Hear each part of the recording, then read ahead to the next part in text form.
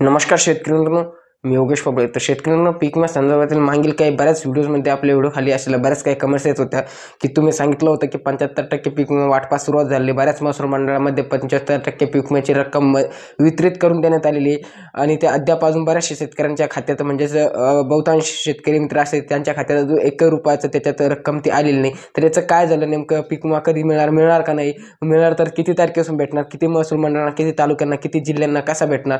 तर शेतकरी मित्रांनो, या संदर्भातील संपूर्ण आढावा आपण डिटेलमध्ये या व्हिडिओमध्ये सविस्तर जाणून घेणार आहोत.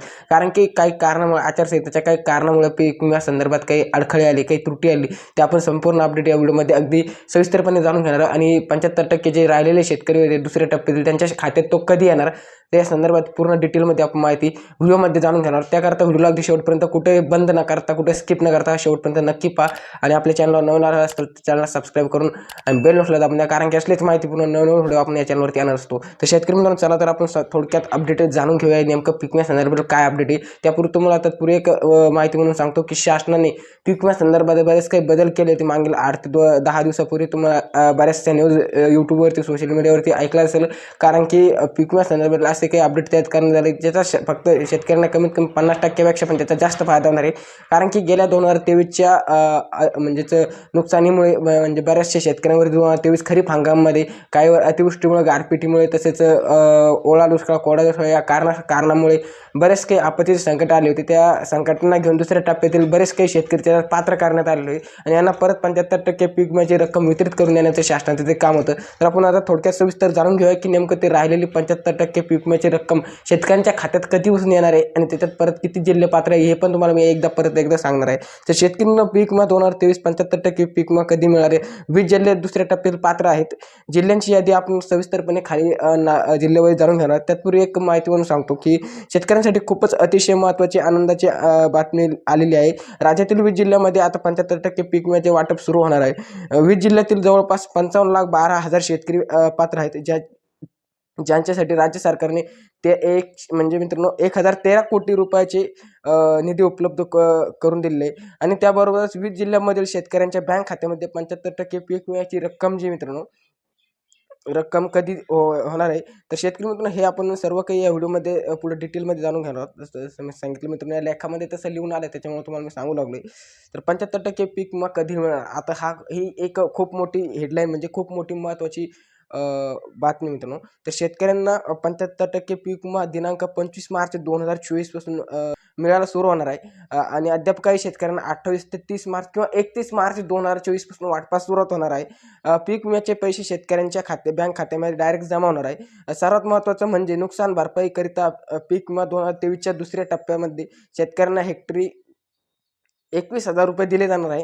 ही अत्यंत महत्त्वाची आणि आनंदाची गोष्ट शेतकऱ्यांसाठी आहे. परंतु ज्या शेतकऱ्यांनी ई पीक पाहणी केली नाही अशा शेतकऱ्यांना 75% पीक विमा भेटणार नाही. त्यामुळे शेतकरी मित्रांनो, हे एक खूप महत्त्वाचं अपडेट आहे. तुम्हाला सांगतो, ज्या शेतकऱ्यांनी आपलं पिकाची नुकसान झाली होती म्हणून असं ई पीक पाहणी ॲप्लिकेशनद्वारे शासनाला ई पीक पाहणी करून ज्या पण म्हणजे जेवढ्या पण टायमामध्ये तुमची नुकसान झाली होती त्याच्यामध्ये आपल्या एक 72 तासामध्ये क्रॉप इन्शुरन्सला किंवा पीक विम्याचे एक पीक ई पाहणी एक ॲप्लिकेशन त्याच्यावरती आपलं ई पीक पाहणी करून म्हणजे आपलं पीक नोंदवावं लागतं आणि ज्या 72 तासाच्या आत ज्या वेळेस आपलं नुकसान होतं, गारा पडते किंवा पाऊस पडतो त्यामध्ये तर शेतकरी मित्रांनो, यामध्ये त्याच शेतकऱ्यांना पीक विम्याची रक्कम भेटणार आहे 75%. ज्या शेतकऱ्यांनी ई पीक पाहणीद्वारे करून ई पीक पाहणी ॲप्लिकेशनद्वारे आपली ई पीक पाहणी करून आणि आपले 72 तासाच्या आत आपलं जेवढं पण नुकसान नोंदवलं आहे. परंतु शेतकरी मित्रांनो, असा प्रश्न पडला असेल की आता कारण की दुष्काळ पडला म्हणल्यावर तर ते 72 तासाच्या आत केले जात नाही, म्हणजेच कसं ओला दुष्काळ, कोरडा दुष्काळ तर शेतकरी मित्रांनो, त्या शेतकऱ्यांना काही टेन्शन घ्यायची गरज नाही. कारण की त्यांचा ऑलरेडी पीक विमा जे की मंजूर झालेलं आहे. त्यांना पण 75% पीक विमा कधी भेटणार हे पण आपण सविस्तर अपडेट या व्हिडिओमध्ये जाणून घेऊया. तर शेतकरी मित्रांनो, 75% पीक विमा मिळण्यासाठी शासनाने खूप मोठी चिंता व्यक्त केली आहे. कारण नुकसानग्रस्त जिल्ह्यातील शेतकऱ्यांना पीक विमा कंपन्या नुकसान भरपाई देण्यास सक्त मनाई करीत आहे. कारण विमा कंपन्यांच्या मते ज्या जिल्ह्यातील शेतकऱ्यांनी 1 रुपयाचा पीक विमा भरलेला होता आणि त्यासोबत ज्या शेतकऱ्यांनी वेळोवेळी ई पीक पाहणी करून केलेली होती अशा शेतकऱ्यांचे शेवटचे सर्वात महत्त्वाचं ज्या शेतकऱ्यांचे 50% पेक्षा जास्त उत्पादन नुकसानीमुळे घटले आहे होते अशा शेतकऱ्यांना फक्त पीक विमा दिला जाणार आहे आणि बाकीच्या पीक विमा शेतकऱ्यांना तो पीक विमा भेटणार नाही असे शासनाने एक मोठं आश्वासन जाहीर केलेलं आहे. परंतु शेतकरी मित्रांनो, ज्या शेतकऱ्यांचे 2023 मध्ये म्हणजे ओला दुष्काळ तसेच ज्यावेळेस पाऊस पडला नव्हता त्यामुळे कोरडा दुष्काळ या कारणास्तव जेवढं पण म्हणजे नुकसान झालं होतं त्या शेतकऱ्यांना पीक विम्याचा लाभ 100% मिळणार आहे. तर शेतकरी मित्रांनो 75% पीक विमाकरिता शेतकऱ्यांसाठी 1,13 कोटी रुपयाचे पॅकेज शासनाने मंजूर केलेले आहे. तर ही खूप मोठी आनंदाची गुड न्यूज आपल्या महाराष्ट्रातील शेतकऱ्यांकरता आहे, कारण की शासनाने 1,013 रुपयाचे दुसऱ्या टप्प्यातील पीक विमा धारक शेतकऱ्यांसाठी 1,013 कोटी रुपयाचे पॅकेज उपलब्ध करून दिलेले आहे.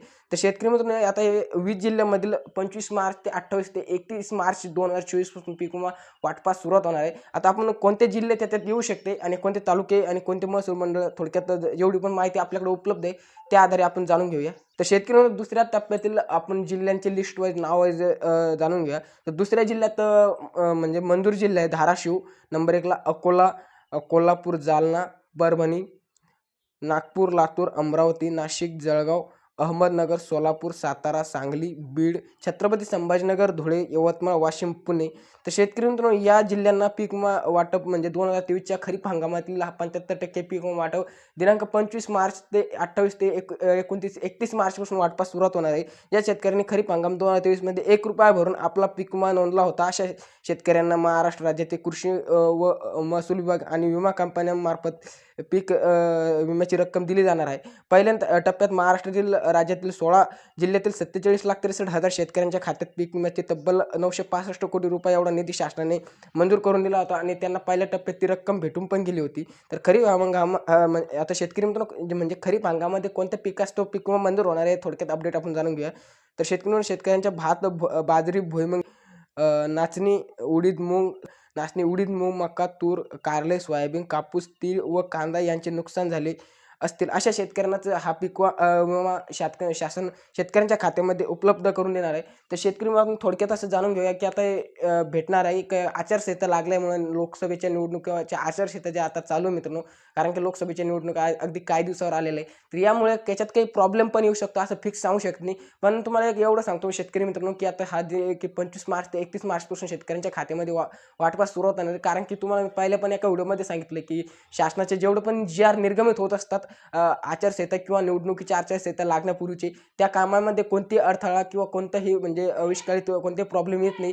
परंतु जे निर्णय आचारसंहितेच्या बाद केले जातात त्याच्यात ते 100% येतात. पहिली गोष्ट आचारसंहितेच्या बाद निर्णय होतच नाही आणि झालाच अद्याप त्या कोणत्याही निर्णयामध्ये ते पात्र बसत नाही. तर शेतकरी मित्रांनो याच्यात थोडक्यात काही प्रॉब्लेम आला तर येऊ शकतो. नसता 31 मार्च 2024 पासून पीक विमा वाटपास सुरुवात होणार आहे. हेच होतं पीक विमा संदर्भातील 75% पीक विमा संदर्भातील महत्त्वपूर्ण अपडेट. तर आपणास हा व्हिडिओ महत्त्वपूर्ण वाटले असेल व्हिडिओला एक लाईक करा आणि असलेच माहितीपूर्ण नवीन व्हिडिओ पाहण्यासाठी आपल्या चॅनल योगेश पब्लिक 2.0 सबस्क्राईब नक्की करा, कारण की आपले असेच व्हिडिओ या चॅनलवरती येत राहतात. तर शेतकरी मित्रांनो मिळूया का नवीन व्हिडिओमध्ये, तोपर्यंत जय जवान जय किसान.